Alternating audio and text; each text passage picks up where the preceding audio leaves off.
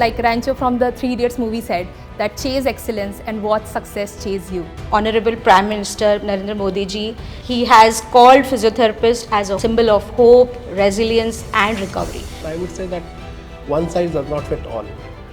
All exercises are not for all. So there are many influences these days. PCOS, PCOD, overweight, and there is evidence. If we compare the prospects in India and abroad, so there are different views on it. Cardiorespiratory, women's health. It is not only about injury prevention, it is also about mobility and strength. Do you think this is a safe career financially? Sir, you would like to answer?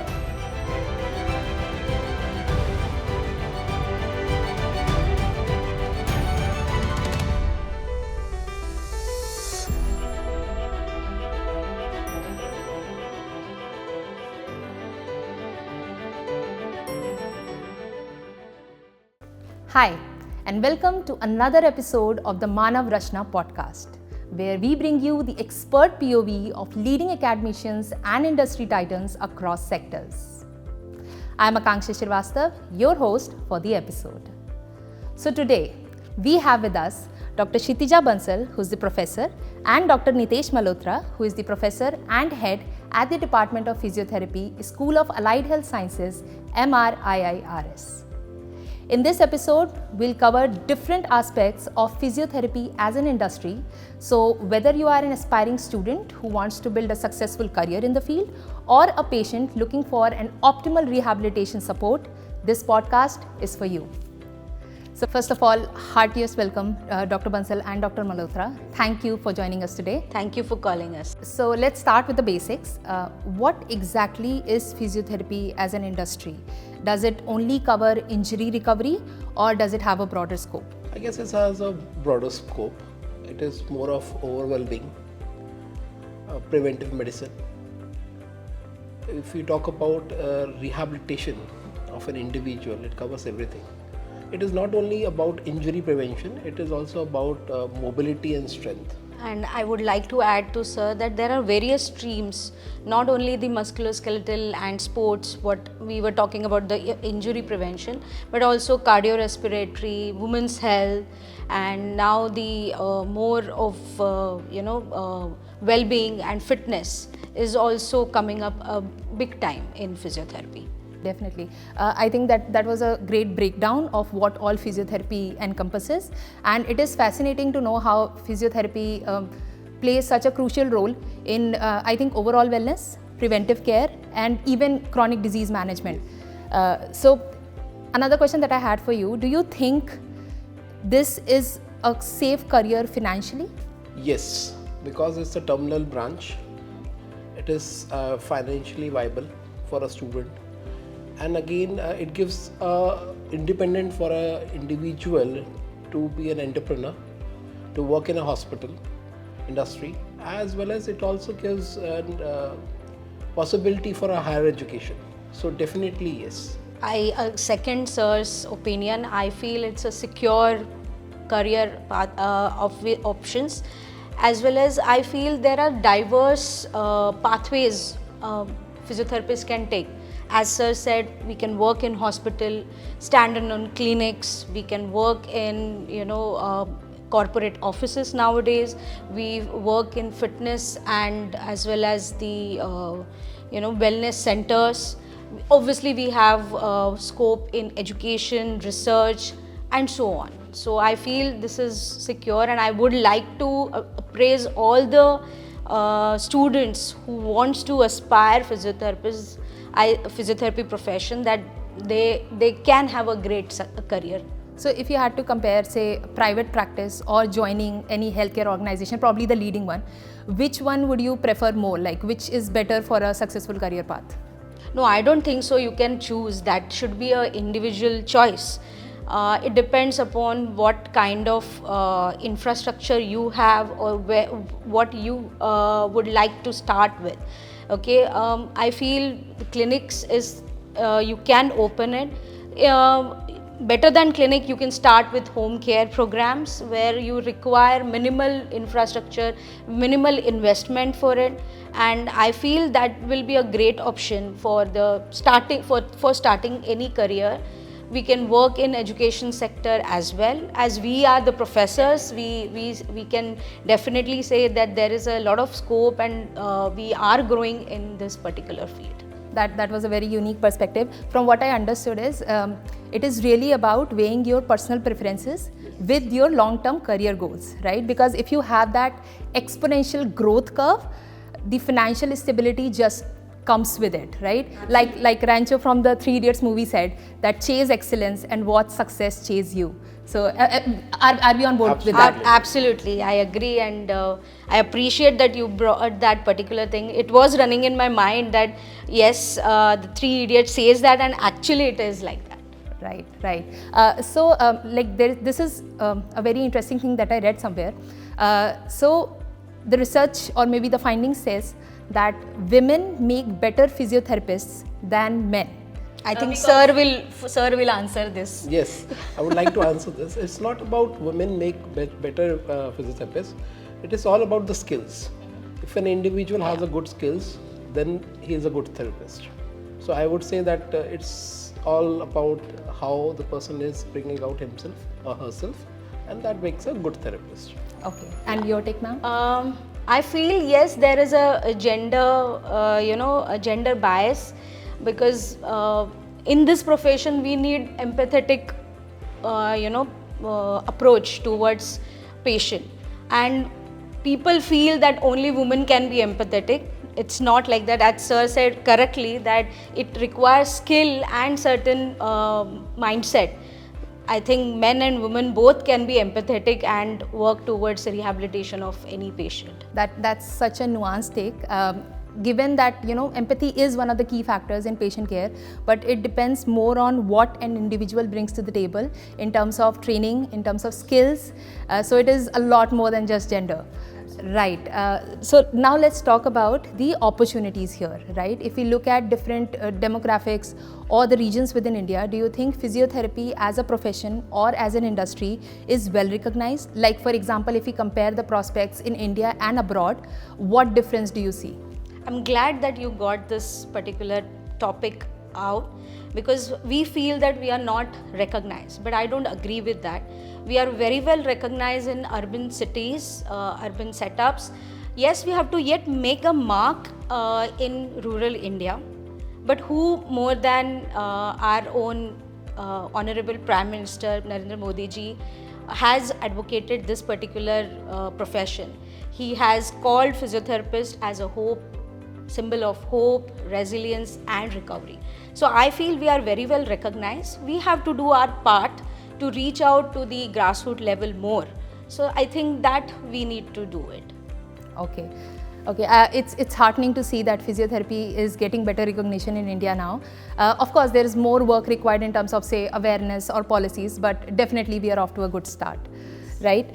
So moving on, we have two very interesting segments lined up for you. The first one is called Expert Insights. So with so much information floating around these days in the social media era, I think having the expert's take helps put things in perspective, the right perspective actually. So I'll ask you a few questions and I want your expert advice on that. Right. Let's start with the social media thing. So there are many influencers these days who recommend physiotherapy exercises or treatments online, and many of them even claim to be experts or professionals in the field. So have you come across any DIY or at-home treatments that is essentially fake, but it is being promoted on social media for guaranteed results? Are there any? Sir, I think you should take a lead on this. Yes, there are not many social media content, not many influencers who give the tips of the exercises, but I would say that one size does not fit all. All exercises are not for all. Okay, and there are many people who think that if you do these exercises, they will be becoming all right. But no, there should be a scientific evidence behind it. It should be assessed, diagnosed, and then a right exercise should be given to the patient. So is there any specific exercise that you would want to mention here? Yeah, there's one exercise what I like to tell you, that people just rotate their neck in this way and then they think that this is an exercise, but no. Exercises, first of all, it is strength. You have to build up the strength, and there are certain particular exercises like isometric exercise for the neck that has to be done for the neck pain, and again it has to be recommended by a physiotherapist and should be done in the supervision of a physiotherapist only. Okay.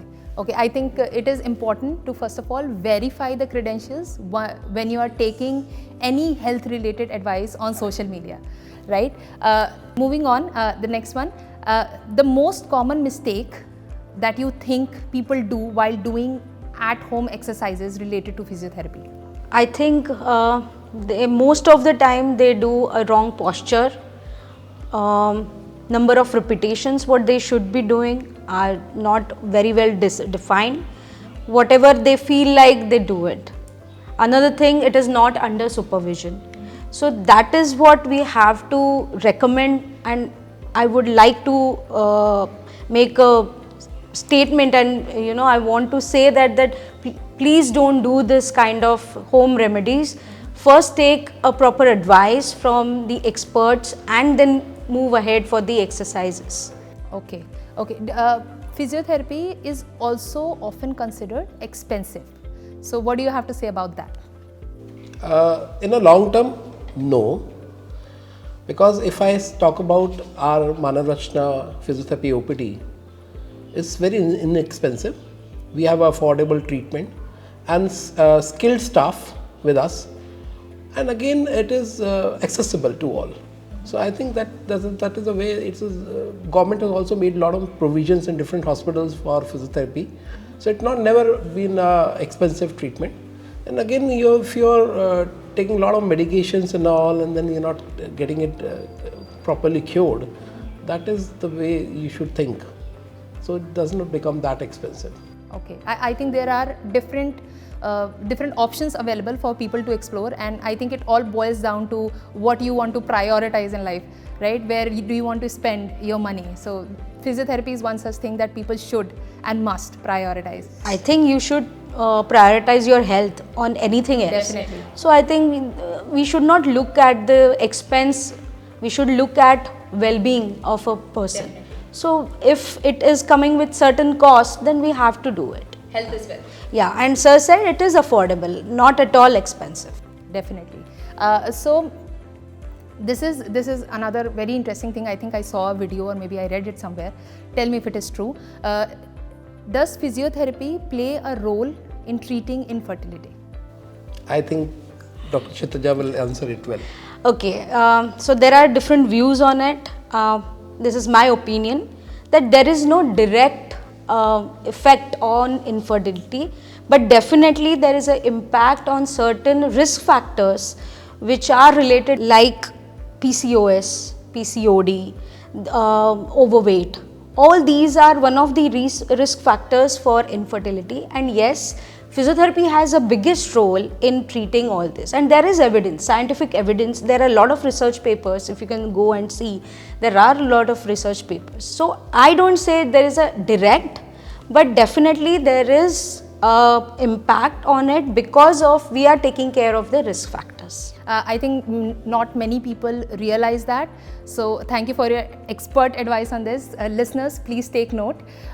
So moving on, let's compare the traditional and the modern approach now. Do you think yoga is better than physiotherapy for pain relief? Sir, you would like to answer? Yes, yoga is a different aspect. It is more of different science, you could say. But again, physiotherapy is more structured. Okay, so both are equally important. In our traditional, as an Indian tradition, we say that yoga came first, and then we are talking about physiotherapy. So yes, both are important, I guess. Okay, but there is a clear distinction between the two. Yes. As you said, physiotherapy is more structured and tailored based on individuals' medical needs. Can I add something in this, Definitely. Akanksha? Because as sir said, yes, it is a different approach, but why we are comparing it? Why yoga has to be compared? Why we can't have one platform? if we have to treat a person holistically, we can add yoga and physiotherapy together, right? So I think this is not a right comparison. We need to make it like a holistic approach towards patient treatment. So yoga and physiotherapy work together. I feel they can make wonders. Perfect. So moving on, another segment that we have is called the rapid fire. You know the drill. So I'll ask you a question, and the first thing that comes to your mind, you have to say that. So it has to be quick, and we want both of you to answer. Oh, okay. Okay. Here we go. When you say physiotherapy, what is one word that comes to your mind if you had to define it? Movement scientist. Strength.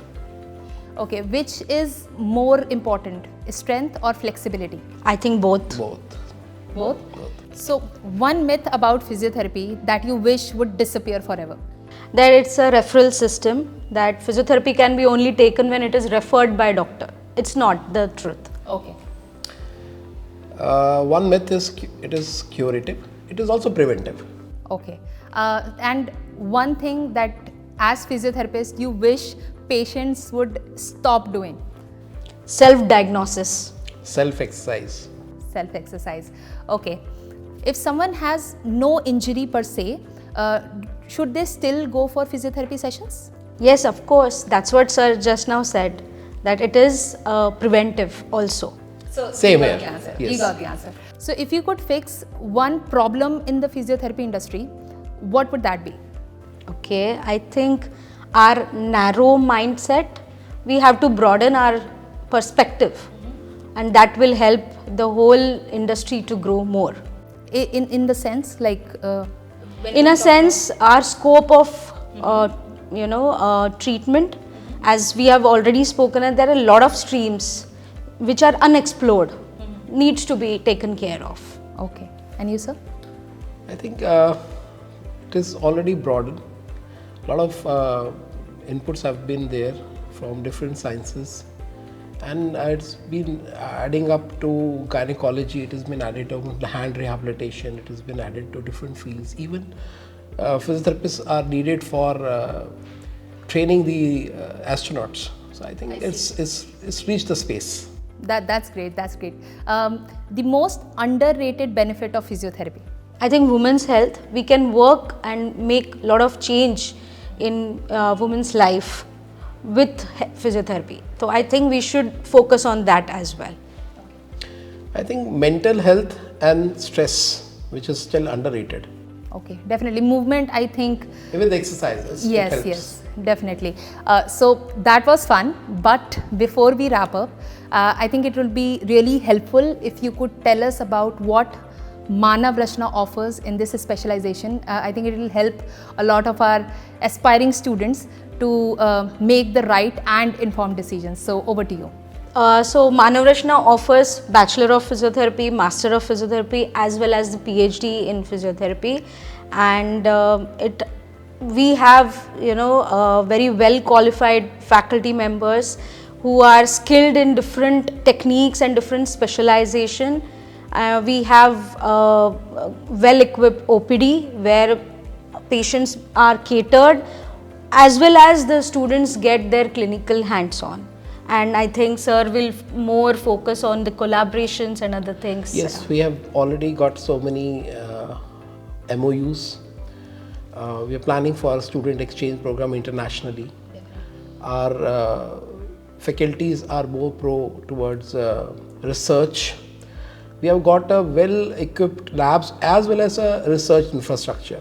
So a student who is getting admitted into physiotherapy have a big scope, and terminally can think for going into research as well as clinicals and academics. Definitely, I think research-driven curriculum is preferred more these days. Yes. Right. So this brings us to the end of our today's insightful conversation. Dr. Bansal and Dr. Malhotra, thank you for sharing your incredible expertise with us. It was an absolute honor to have you with us today. We had great time and lovely to be here on your podcast. It was a pleasure to talk to you. Thank you so much. And I think it will inspire a lot of our listeners also to explore more about the industry and prioritize overall health that is facilitated by physiotherapy. And to our listeners, thank you for staying with us till the very end. I hope we were able to answer all of your queries. And if you find this conversation helpful, don't forget to share it with your friends and family. And if you have more questions for us, do drop them in the comments. We'll be more than happy to answer them. So, see you in the next episode of the Manav Rachna podcast. Till then, keep exploring, keep learning.